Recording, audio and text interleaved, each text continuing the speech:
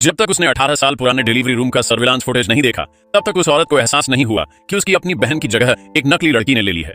जहां जिया कियानजिन ने इतने सालों तक दौलत और माता पिता के लाड प्यार का मजा लिया था, वहीं जेन कियानजिन को अपने गोद लेने वाले माता पिता के घर में बहुत दुख झेलना पड़ा था। जिस दिन उसकी बहन मिली, उसी दिन जिया कियानजिन ने उसे भगाने की कोशिश की।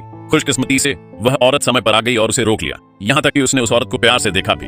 फिर वह लड़की के पास गई और उसे दिलासा देते हुए कहा, इस घर में बड़ी बहन इंचार्ज है, अब से बड़ी बहन ही तुम्हारी रक्षा करेगी। फिर उसने लड़की को उठाया और उसे एक नया नाम देकर अपने कमरे में ले गई। उसके लिए अनगिनत नए कपड़े तैयार किए।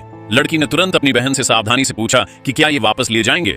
बड़ी बहन ने फिर प्यार से कहा, किंगयू, ये तुम्हारा घर है। पहले किसी ने तुम्हारी जिंदगी चुरा ली थी, लेकिन अब तुम वापस आ गई हो। कोई तुम्हें भगा नहीं सकता, हिम्मत रखो।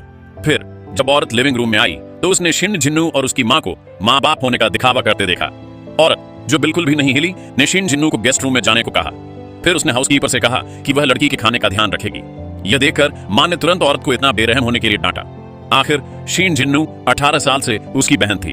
औरत ने जवाब दिया कि उसे शुक्रगुजार होना चाहिए कि किसी धोखेबाज ने उसे घर से नहीं निकाला, और सवाल किया कि क्या उसकी मां ने इतने सालों तक शिन जिन्नू को परेशान करने दिया, यहाँ तक कि आदमखोरी करने दिया। मां तुरंत गुस्सा हो गई। उसे सीने में जकड़ना और सिर दर्द महसूस हुआ। फिर औरत ने कहा कि वह अपनी बहन की गलती की पूरी तरह से जांच करेगी और बिना पीछे देखे चली गई।